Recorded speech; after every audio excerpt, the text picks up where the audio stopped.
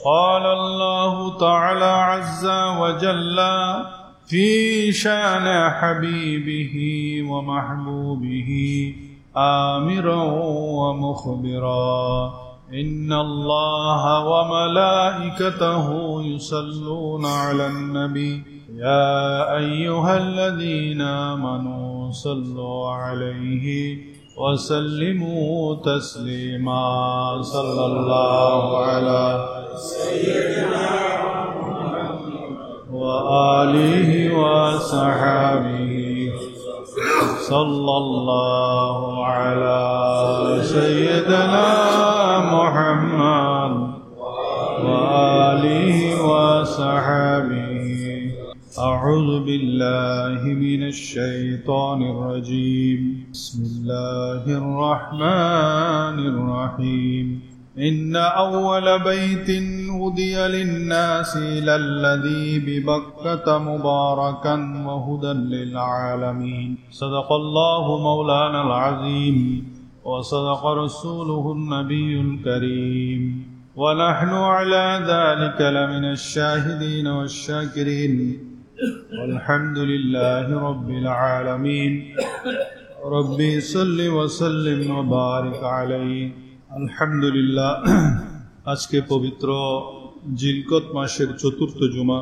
আমি সূরা ইমরানের ৯৬ নম্বর আয়াত তেলাওয়াত করেছি। আল্লাহ তাআলা ইরশাদ করেন, নিঃসন্দেহে সর্বপ্রথম ঘর যা মানুষের জন্য নির্ধারিত হয়েছে সেটাই হচ্ছে এই ঘর যা মক্কায় অবস্থিত এবং সারা জাহানের মানুষের জন্য হেদায়েত ও বরকতময়। মূলত ইহুদিরা তারা দাবি করত মক্কার কাবা ঘরের চাইতেও বাইতুল মুকাদ্দাস সম্মানিত। ইহুদিদের এই দাবির জবাবে আল্লাহ তাআলা এই আয়াত নাজিল করেছেন। মক্কার শুধু নাম একটা নয়, অসংখ্য নাম রয়েছে। যে জিনিসের নাম সম্মান বেশি তার নামও বেশি। যেমন কোরআনের একটি সূরা আছে, সূরা ফাতিহা, এর অসংখ্য নাম রয়েছে।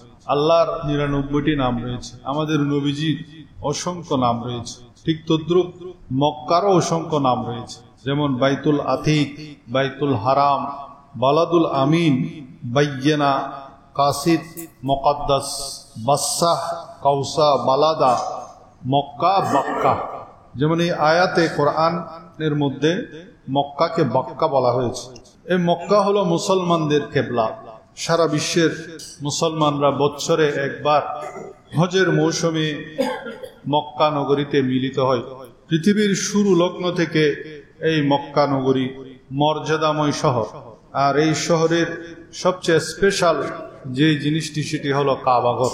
এটার এমন সম্মান যে এই এলাকার যে হেরেম এরিয়া রয়েছে সেটা এমন নিরাপত্তার চাদরে ঢাকা, সেখানে কোনো গাছের পাতা ছিঁড়াও নিষিদ্ধ, কোনো পশু পাখি মারা বা কেউ শিকার করলে তাকে দেখিয়ে দেয়া, এই সব কিছু নিষিদ্ধ।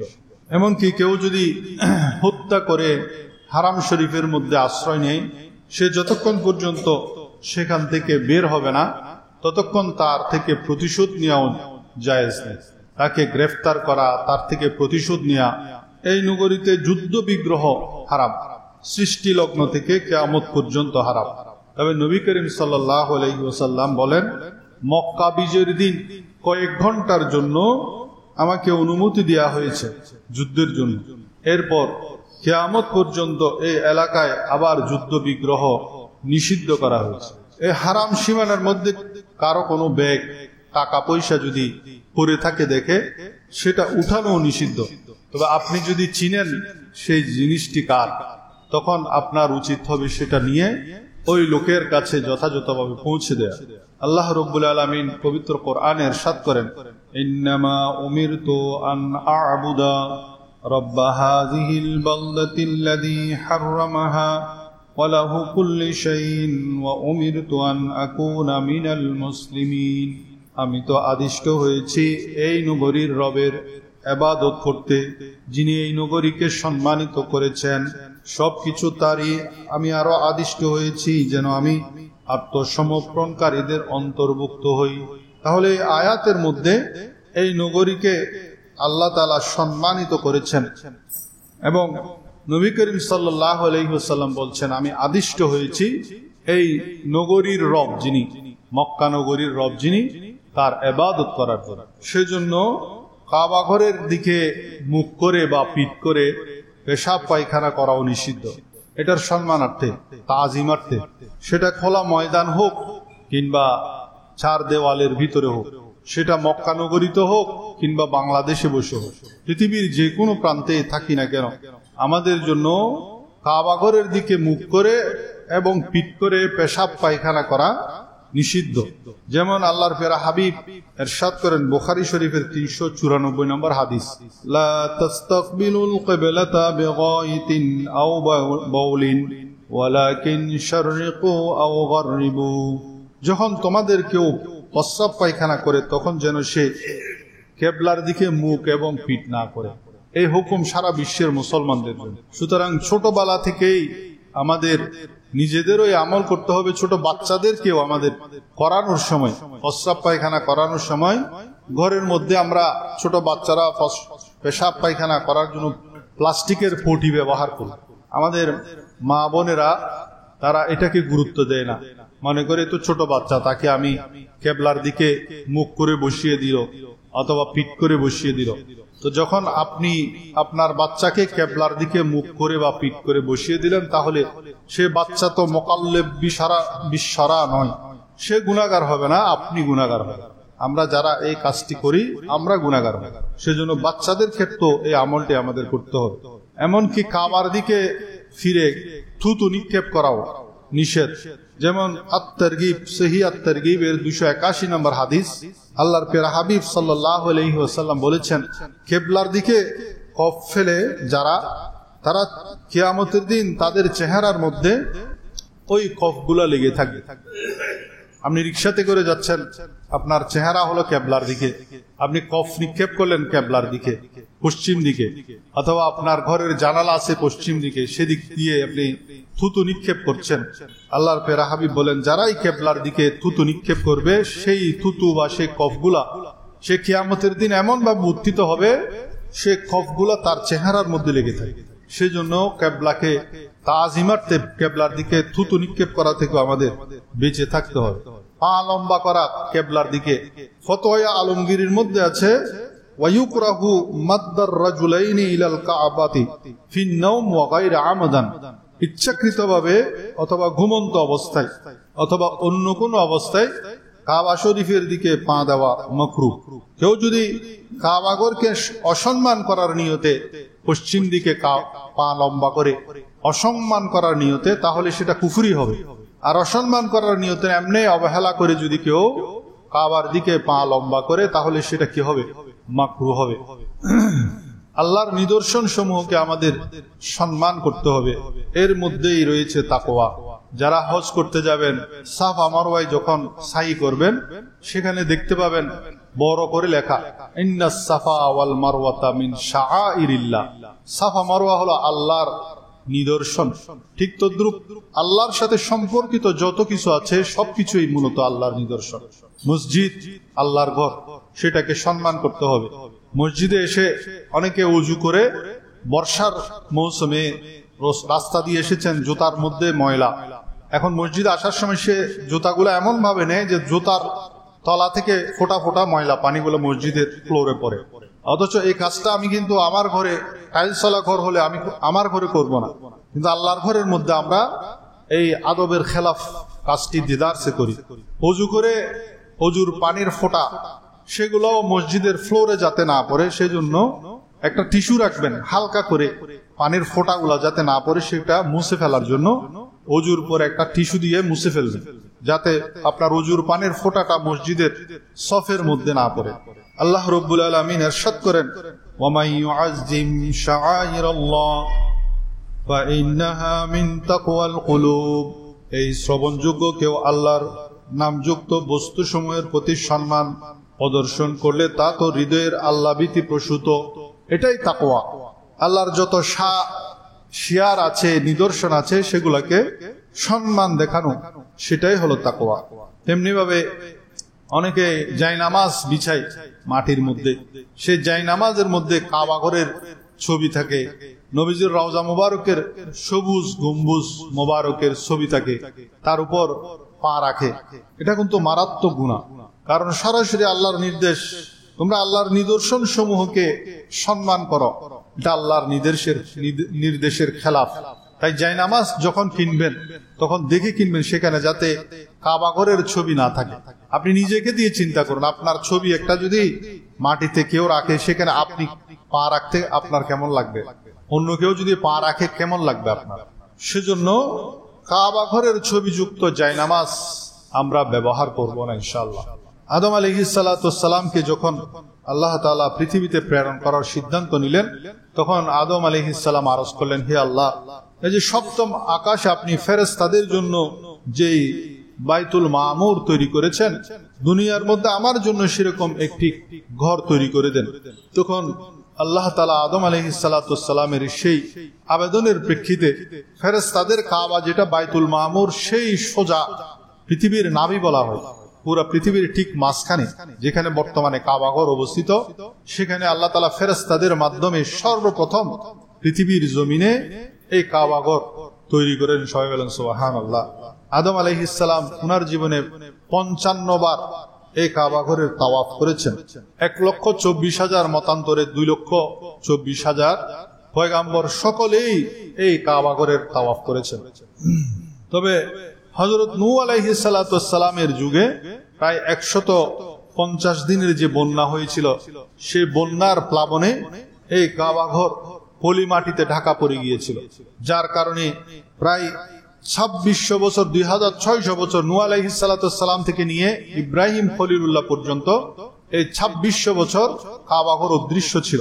শুধু 2 জন নবী কাবা ঘরের তাওয়াফ করতে পারেন নাই কওমের ফিতনা ফাসাদের কারণে।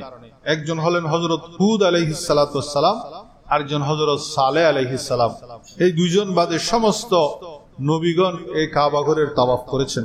অতঃপর ইব্রাহিম আলাইহিস সালাতু ওয়াস সালামকে আল্লাহ তাআলা নির্দেশ দিলেন যে তুমি আমার ফেরেশতারা বাইতুল মামুরের সোজা যে ঘর তৈরি করেছিল, সেখানে ওই ঘরটি খুঁজে বের করো। মক্কা নগরীতে প্রায় 6,500 পাহাড়, পাহাড়ের এই 6,500 পাহাড়ের ভিতর কোন জায়গায় যে কাবা ঘর সেটা খুঁজে বাইর করা খুবই কষ্টকর ছিল। ইব্রাহিম আলাইহিস সালাম অপারগতা প্রকাশ করলেন। তখন আল্লাহ তাআলা বললেন, আমি একটা মেঘখণ্ড পাঠাবো, তুমি সেটাকে ফলো করো। মেঘখণ্ড যেখানে গিয়ে দাঁড়াবে, যেখানে মেঘের ছায়া পড়বে, সেখানেই তুমি ঘুরে দেখো আমার সেই কাবা ঘরের চিহ্ন তুমি খুঁজে পাবে। সুবহানাল্লাহ। অতঃপর ইব্রাহিম আলাইহিস সালাম মেঘের ছায়া বরাবর যখন খনন করা আরম্ভ করলেন, সেখানে ফেরেশতাদের নির্মিত সেই কাবা ঘরের নকশা খুঁজে পেলেন। কাবা ঘর ইব্রাহিম আলাইহিস সালাম ইসমাইল আলাইহিস সালাতু ওয়াস সালামের সহযোগিতা নিয়ে উনি পুনরায় সংস্কার করলেন। সংস্কার করার পর তিনি আল্লাহকে কাবা ঘর বুঝিয়ে দিলেন। সেটা সূরা বাকারার 127 নম্বর আয়াতে আল্লাহ তাআলা উল্লেখ করেছেন, ওয়া ইয ইয়ারফাউ ইব্রাহিমুল কওয়াইদা মিনাল বাইতি ওয়া ইসমাঈলু রাব্বানা তাকাব্বাল মিন্না ইন্নাকা আনতাস সামিউল আলীম। স্মরণ করো যখন ইব্রাহিম ও ইসমাঈল কাবা গৃহের ভিত্তি স্থাপন করেছিল, তারা দোয়া করেছিল, হে পরওয়ারদিগার, আমাদের থেকে এই ঘরটি কবুল করো, নিশ্চয়ই তুমি শ্রবণকারী সর্বজ্ঞ। তাহলে কোনো কাজ করার পর সেটা দোয়ার মাধ্যমে আল্লাহর কাছে ফরিয়াদ করা, কোনো কাজের ভালো কাজের পর দোয়া করা, এটা আম্বিয়া একরামের সুন্নত। যেমন ইব্রাহিম আলাইহিস সালাম আল্লাহর হুকুম পালন করেছেন, কাবা ঘর নির্মাণ করেছেন, নির্মাণ করে তিনি আল্লাহর কাছে দোয়া করছেন, হে আল্লাহ আপনি আমাদের পক্ষ থেকে কবুল করুন। তো আমরাও নামাজের পরে যখন দোয়া করি, হে আল্লাহ রব্বানা তাকাব্বাল মিন্না ইন্নাকা আনতাস সামিউল আলিম। তো নামাজটা কার হুকুম? আল্লাহর হুকুম। আল্লাহর হুকুম পালন করে আমরা আল্লাহর কাছে দোয়া করি, সেটা অনেকে আবার বলে বেদাত। দাঁত না বেদাতটা কোরআনের আয়াতে বোঝা যাচ্ছে। ইব্রাহিম আলাইহিস সালাতু ওয়াস সালাম উনিও আল্লাহর হুকুম পালন করে বলেন, রব্বানা তাকাব্বাল মিন্না ইন্নাকা আনতাস সামিউল আলিম। এই কাবা ঘরের মধ্যে সবচেয়ে দামি একটি পাথর, একটি নয় বরং 2টি পাথর। একটি হলো হাজরা আসওয়াদ, এটি দুধের চেয়েও সাদা ছিল, কিন্তু এটা কালের পরিক্রমায় কালো হয়ে গেছে। তিরমিজি শরীফের হাদিস, 877 নম্বর হাদিস। আন ইবনে আব্বাস রাদিয়াল্লাহু তাআলা قال قال رسول الله صلى الله عليه وسلم نزل الحجر الأسود من الجنة وهو أشد بيضا من اللبن فسودته خطايا بني آدم। ইবনে আব্বাস রাদিয়াল্লাহু থেকে বর্ণিত আছে, তিনি বলেন, আল্লাহর প্যারা হাবিব বলেছেন, জান্নাত হতে হাজরা আসওয়াদ অবতীর্ণ হয়েছিল। সেটা দুধের চাইতে সাদা ছিল, কিন্তু এটিকে আদম সন্তানের গুনাহ এমন কালো করে দিয়েছে। এটা ছিল হাজরুল আবিয়াস, সাদা পাথর, কিন্তু মানুষের গুনাহের কারণে সেটা কালো হয়ে গেছে। কোন কোন মুফাসসির বলেন এমন গুনাহ, কাবা ঘরের মধ্যে 360টি মূর্তি ছিল, শিরিকের জুলুম চলত। ইন্না শিরকা লা যুলমুন আযীম বলেছেন আল্লাহ তাআলা। দুনিয়ার জমিনে যত জুলুম আছে, জুলুমের মধ্যে সবচেয়ে বড় জুলুম হলো শিরিক করা। সেরকম শিরিক অনুষ্ঠিত হয়েছে কাবা ঘরের ভিতরে। সেই গুনাহের কারণে এই সাদা শুভ্র পাথরটি কালো হয়ে গেছে। তো এই জুলুম থেকে আল্লাহ তাআলা জুলুম পছন্দ করেন না। আল্লাহ নিজেও জুলুম করেন না, জুলুম পছন্দ করেন। শিরিক তো জুলুম, সেটা অনেক বড় জুলুম। আল্লাহ বলছেন ইন্না শিরকা লা যুলমুন আযীম। এই বড় জুলুম থেকে আমরা বেঁচে থাকি, কিন্তু ছোট ছোট জুলুম করতে আমরা পিছপা হই না। এই যে এখন কোরবানি আসছে না, অনেকে এই বছর নতুন নতুন বিয়ে শাদী করেছেন, শ্বশুর বাড়ি থেকে ওট আসবে, গরু আসবে, ছাগল আসবে, অনেক জল্পনা কল্পনা। এখন থেকে হিসাব নিকাশ শুরু হয়ে গেছে। আমার বন্ধুর শ্বশুর বাড়ি থেকে 1 লক্ষ টাকা দিয়ে গরু দিছে, আমার শ্বশুর বাড়ি থেকে তো 2 লক্ষ টাকা দিয়ে দিতে হবে। এই জল্পনা কল্পনা আমাদের চট্টগ্রামে বেশি। তা আপনার শ্বশুর বাড়ি থেকে যে গরু আসবে, আপনার শ্বশুরের সামর্থ্য আছে কিনা সেটা আপনি যাচাই করতেছেন না। হয়তো তিনি ধার কর্জ করে মেয়ের বিয়ে দিয়েছেন, এখনো ধার কর্জ পরিশোধ করতে পারে নাই, তার মধ্যে এসে গেছে কোরবানি। কিছুদিন আগে রমজানের সময় পুরো পরিবারের সকলের জন্য কাপড় চোপড় পাঠাতে হয়েছে, ইফতারি পাঠাতে হয়েছে, কাঁঠালের মৌসুম, কাঁঠাল পাঠাতে হয়েছে, আমের মৌসুম আসছে, আম পাঠাতে হবে, আনারস পাঠাতে হবে। সেগুলা না পাঠালে আপনার স্ত্রীকে আপনার ঘরের মানুষেরা খোঁটা দিয়ে থাকে, নানান ধরনের কথা শোনায়। আর সেই কথা থেকে মেয়েকে বাঁচানোর জন্য বাবা কিস্তি নেই। কিস্তি বুঝেন? অনেকে আছেন এখানে কিস্তি নিয়েছেন, আমি জানি। কিস্তি নেই 40,000 50,000 টাকা কিস্তি নেয়, সপ্তাহে সপ্তাহে সেটা পরিশোধ করবে। সুদের সাথে জড়িত হয়ে যায়। এখন যখন কোরবানি আসছে, হায়রে আগের কিস্তিটা এখনো পরিশোধ করি না, আমার মেয়ের শ্বশুর বাড়িতে তো আমাকে গরু আর ছাগল পাঠাতে হবে, কি করব? দিশেহারা হয়ে যায়। এই যে কত বড় জুলুম আমরা নীরবে নিবৃতে করছি, এই জুলুমের হিসাব কে দিবে? সেজন্য যারা বিয়ে করেছেন, আপনারা প্রাপ্তবয়স্ক হয়েছেন বলেই তো বিয়ে করেছেন, আপনাদেরকেই উদ্যোগ নিতে হবে। ঘরের মধ্যে বলে দিতে হবে, না আমার শ্বশুর বাড়ি থেকে এই কোরবানি উপলক্ষে কোনো গরু ছাগল আসবে না। নিষেধ করে দিতে বলবেন, আপনার ঘরের অভিভাবকের মাধ্যমে নিষেধ করে দিবেন যে কোনো ধরনের গরু ছাগল দেওয়ার প্রয়োজন নেই। সেজন্য হাদিস শরীফের মধ্যে দেখা যায়, মুসলিম শরীফের 6340 নম্বর হাদিস, ইত্তাকুজ যুলমা ফাইন্নাজ যুলমা যুলমাতুন ইয়াউমাল কিয়ামাহ। আল্লাহ রাসূল বলেন, তোমরা জুলুমকে ভয় করো, কেননা কিয়ামতের দিবসে এই জুলুম সমূহ অন্ধকারে পরিণত হবে। সবাই আলোর মধ্যে থাকবে কিয়ামতের দিন। সূর্য তো একদম 1 মাইল কাছে চলে আসবে, কিন্তু সেদিন আপনি চোখে মুখে কিছু দেখবেন না, অন্ধকার নেমে আসবে। ওই যে দুনিয়ায় জুলুম করেছেন, সে কারণে আল্লাহ রাসূল বলেন, যারা জুলুম করবে কিয়ামতের দিন, সেই জুলুম তার জন্য জুলুমাত হবে, অন্ধকার ডেকে আনবে। ওয়াত্তাকুশ শুহা ফাইন্নাশ শুহা আহলাকা মান কানা ক্বাবলাকুম। তোমরা লোভ লালসা থেকেও সাবধান থাকো, কেননা এই লোভ লালসাই তোমাদের পূর্ববর্তীদেরকে ধ্বংস করেছেন। দুটোটা বিষয় এই কাজটার মধ্যে সন্নিবেশিত। আমার নবীর হাদিসের মধ্যে 2টা জিনিসের ব্যাপারে সতর্কতা করেছেন। একটা হলো জুলুম করলে সেটা কিয়ামতের দিন অন্ধকার হয়ে আমাদের সামনে উপস্থিত হবে। আরেকটা হলো লোভ করা, শ্বশুর বাড়ির গরু ছাগল, সেটা আমরা লোভের কারণে করি। এই লোভের পরিণতি হিসেবে আমার নবী বলছেন, সাবধান, তোমরা লোভ করা থেকে বেঁচে থাকো, কারণ তোমাদের পূর্ববর্তী যারা ছিল, পূর্বের জামানার লোভ ধ্বংসপ্রাপ্ত হয়েছে লোভের কারণে। মুসলিম শরীফের 6344 নম্বর হাদিস, আবু হুরায়রা রাদিয়াল্লাহু তাআলা আনহু এই হাদিসের রাবি, আল্লাহর প্রিয় হাবিব বলেন, লা তুআদ্দুনাল হুকুকা ইলা আহলিহা ইয়াউমাল কিয়ামাহ।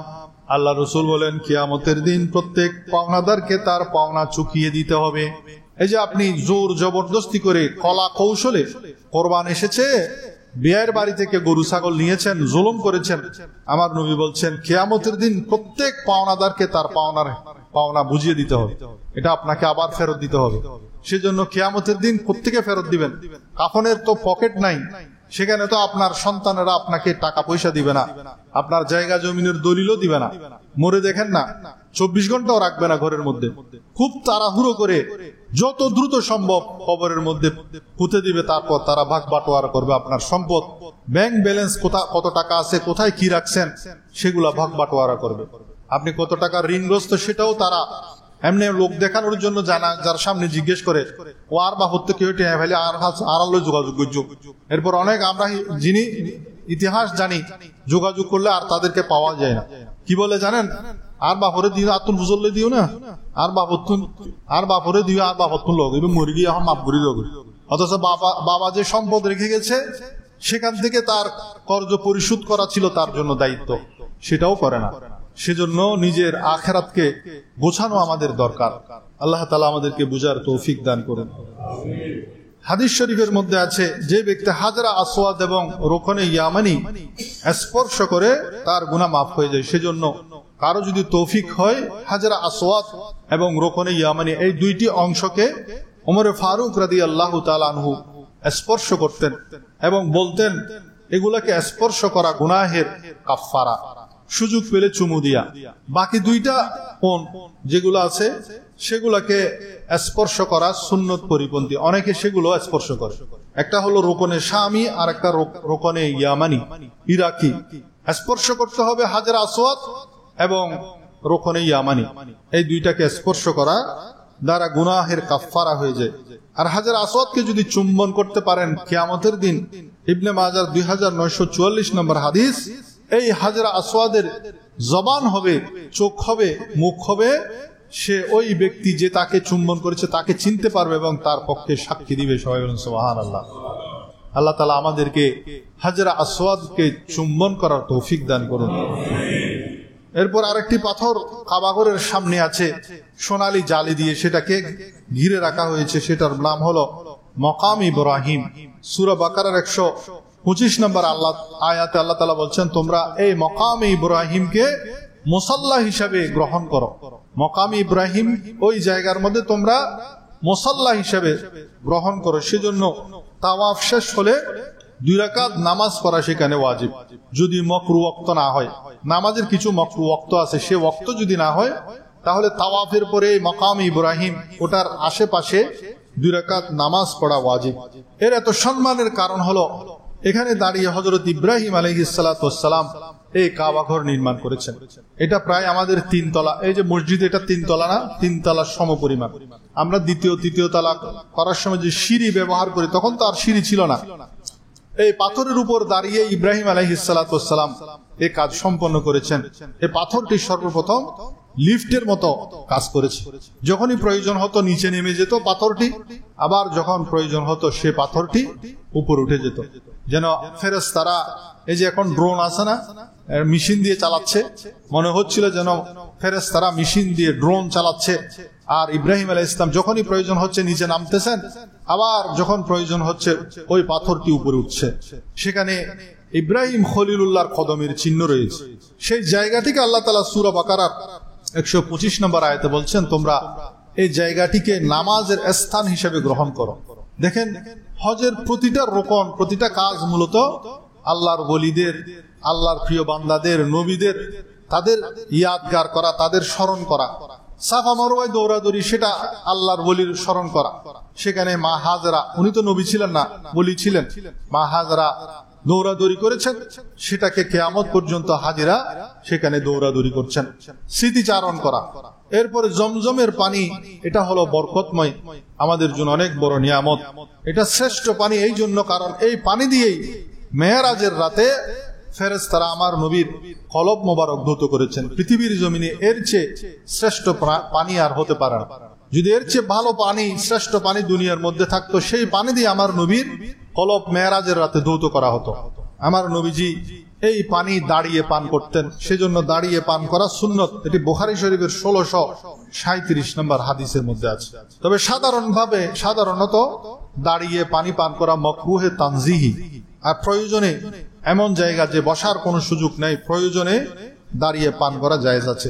তিরমিজি শরীফের 1880 এবং ইবনে মাজাহ 3423 নম্বর হাদিসের মধ্যে আছে। আবার সুনানে নাসাইর 95 নম্বর হাদিসের মধ্যে আছে, নবী করিম সাল্লাল্লাহু আলাইহি ওয়াসাল্লাম অজুর অবশিষ্ট পানি, অজু করে অবশিষ্ট পানি যে মগের মধ্যে থাকতো সেটা দাঁড়িয়ে পান করতেন। সেজন্য আপনি যখন মগ দিয়ে, পরিষ্কার মগ আবার যেটাতে অজুর পানি থাকে, সেটা দিয়ে যখন অজু করবেন, অজু করার পর যদি পানি অবশিষ্ট থাকে সেই পানিটা দাঁড়িয়ে পান করা সুন্নত। আর জমজমের পানি পান করার ব্যাপারে হাদিস শরীফে অনেক ফজিলত বর্ণনা করা হয়েছে। যারা মুনাফিক তারা জমজমের পানি পান করতে চায় না, হাদিস শরীফের মধ্যে আছে। সেজন্য জমজমের পানি পেলে একদম বেশি করে পান করবেন। তবে প্রচন্ড গরম এখন, সেজন্য এই গরমের সিজনে, গরমের সময় যদি কেউ যান হজের মধ্যে বা উমরার মধ্যে, তখন জমজমের পানি সেখানে দুই ধরনের থাকে, একটা হলো ঠান্ডা আর একটা হলো নরমাল। নরমালটা পান করার চেষ্টা করবেন। ঠান্ডা খেয়ে আমাদের বাঙালিরা অসুস্থ হয়ে যায়, সেজন্য নরমাল পানি যত বেশি পারেন এই জমজমের পানি সেখানে পান করবেন। সেখানে একদম অ্যাভেলেবেল, যেখানে সেখানে রাখা আছে, দাঁড়িয়ে পান করবেন এবং এই দোয়াটি পড়বেন, আল্লাহুম্মা ইন্নী আসআলুকা ইলমান নাফিয়ান ওয়া রিজকান ওয়াসিয়ান ওয়া শিফাআন মিন কুল্লি দা।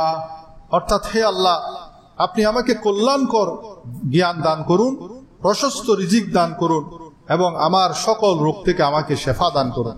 এটি সুনানে দারে কুতুনির 466 নম্বর হাদিসের মধ্যে রয়েছে। এখন আগামী 28 বা 29 মে, এই মাসের 28-29 মে জিলহজ মাস শুরু হবে। এই জিলহজ মাসের প্রথম 10 দিন খুবই গুরুত্বপূর্ণ। মুসা আলাইহিস সালাম যখন তুর পাহাড়ে গিয়েছেন 1 মাসের রোজা রাখার জন্য, 1 মাস রোজা রাখার পর তিনি মিসওয়াক করে ফেললেন। উনার সাথে কথা ছিল 1 মাস রোজা রাখার পর আল্লাহ তাআলা উনাকে কিতাব দিবেন, কিন্তু 1 মাস রোজা রাখার পর তিনি মিসওয়াক করেছেন। তখন আল্লাহ রাব্বুল আলামিন বললেন, রোজাদারের মুখের গন্ধ সেটা আল্লাহর কাছে মেশকের চাইতো উত্তম। বললেন, তুমি যে মিসওয়াক করে ফেলেছো আমার অনুমতি না নিয়ে, সেজন্য তোমাকে আরো 10 দিন রোজা রাখতে হবে। তো জিলকত মাস, এই জিলকত মাস পুরো 1 মাস রোজা রেখেছেন, এরপর মিসওয়াক করার কারণে উনাকে আরো 10 দিন বাড়িয়ে দিয়েছেন, সেটা ছিল জিলহজের প্রথম 10 দিন। আগামী 28 তারিখ চাঁদ উঠা সাপেক্ষে 28 মে অথবা 29 মে থেকে এই জিলহজের 10 দিন শুরু হবে। এই 10 দিনের কসম খেয়েছেন আল্লাহ তাআলা, ওয়াল ফজরি ওয়া লায়ালিন আশরিন, শপথ ফজরের, শপথ 10 রাতের। এই 10 রাত বলতে মুফাসসিরিন ইকরাম বলেন জিলহজের প্রথম 10 রাত।